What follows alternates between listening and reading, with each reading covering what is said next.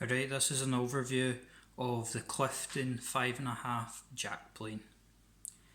I just got this on Friday and it's currently Sunday, so this is definitely an overview. So I'm just going to talk about what came in the box. I'll talk about what the features of the plane are and everything like that, and what I think about them. So first I'll tell you what came in the box. Obviously the plane came in the box, plus this piece of paper, which I'll hold in such a way that you can pause the video and read it. So this is, thanking you for your purchase and telling you how to set up the plane.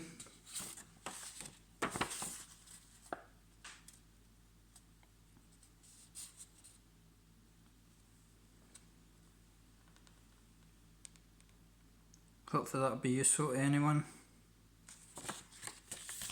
It's made out of proper nice thick paper as well. The plane is packed in the box with bubble wrap, packing foam, and it's also got some waxed paper wrapped in it, so it's very well packaged and everything like that. There's nothing it's not gonna come damaged or broken, and they also send it in quite a thick box as well. I got this directly from Thomas Flynn, the actual manufacturer of the plane, or Clifton Planes, whoever, they're the same company. So okay, I'll talk about the plane next. So we'll talk about the cosmetics, obviously, because everyone likes that type of stuff. So we've got Clifton down here, and then here we've got number 5.5. The lever cap says Clifton wrote on it as well. Underneath here, don't know if you'll be able to see that, says made in England. Then we've got Sheffield, and then underneath that we've got Clifton.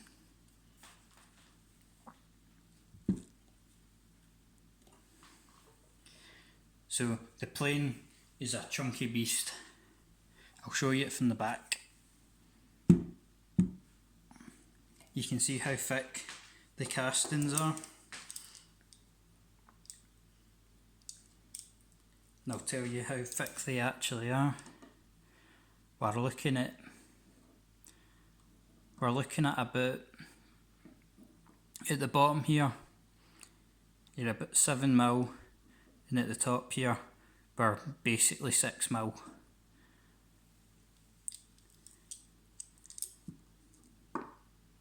We're at 12mm at the back here, minus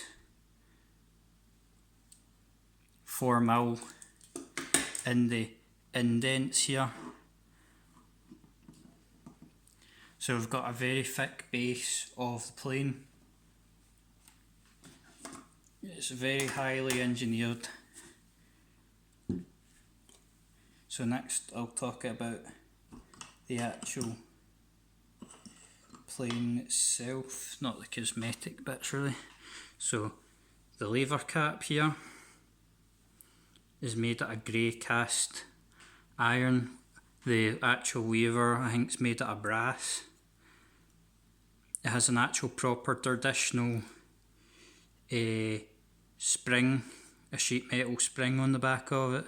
I don't know if any manufacturers still do that or not. So this has all been machined and the back's been just kind of left rough. It doesn't need anything else done to it, does it really? So that's the lever cap. No, the lever cap. So yeah, that's done really nice. Quite impressed with that. It's all been buffed and made shiny.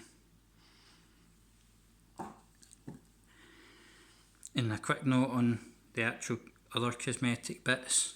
The back handle and the front handle, both made out of really nice walnut. Quite impressed with that. Machined well, turned well. Oh, both quite nice. So next we've got the iron set up here. So we've got the cap iron on the top here as usual, and then we've got the actual iron. Very chunky. We are looking at 4mm for the iron, and we're looking at 2mm, almost 3mm for the cap iron.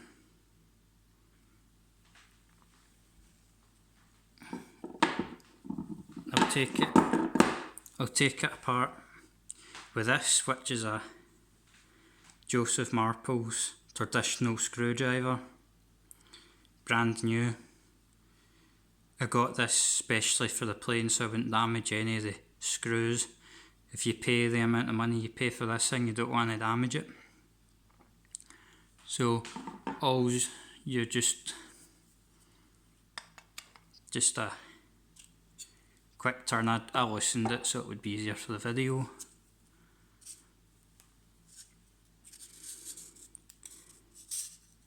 I left the oil on this bit, the machining oil. It smells great.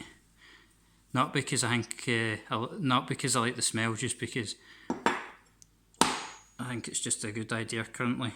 So the back of this cap iron, you can see right here it's been machined really well. You can see that there is almost like a rebate, like an opposite of a rebate, where you've got a lip on this edge. I can say that this thing is almost as sharp as the actual blade itself right now.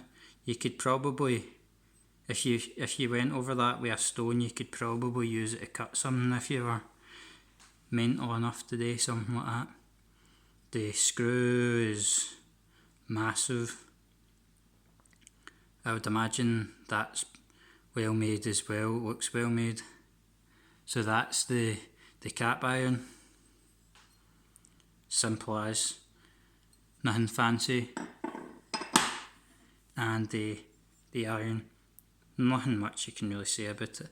It says cryogenic blade, Sheffield, England, Clifton, and it's got a fancy piece of scroll work in it.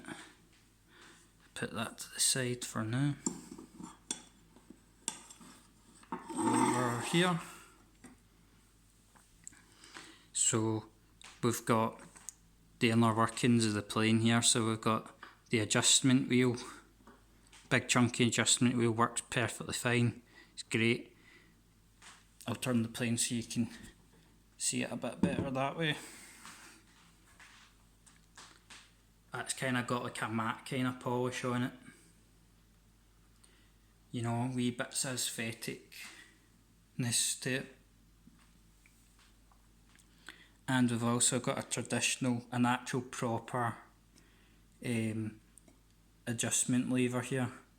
It's actually been like riveted into the actual lever here.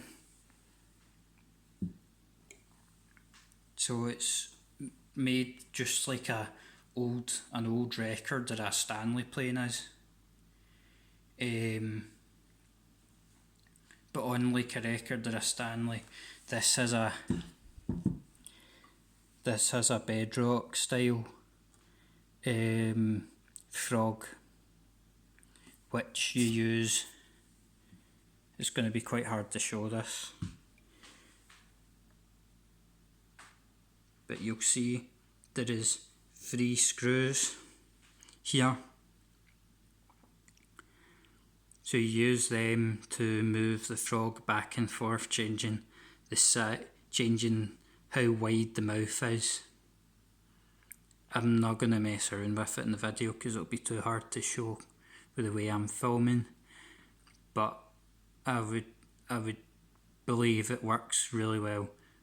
And maybe after a while I'll probably do a review in maybe a year or two, and I'll understand how it all works a lot better. I'm used to using just traditional Bailey pattern planes, so this is a wee bit of a step up for me, but I don't think it should be any much of an issue. I'll show you the sole as well. That's just, you know, what it looks like. Nice and flat.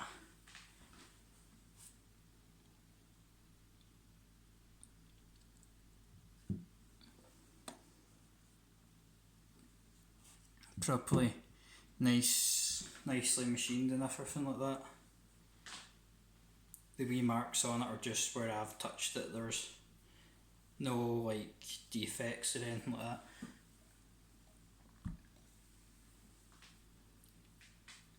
So I think it will be this is going to be an heirloom kind of quality of a tool. This thing will last forever if you look after it. And if you don't look after it, I'm pretty sure it will easily be restored.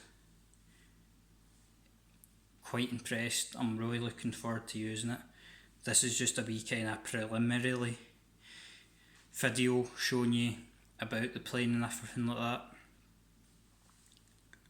So, cheers for watching and stay tuned for other videos in the future.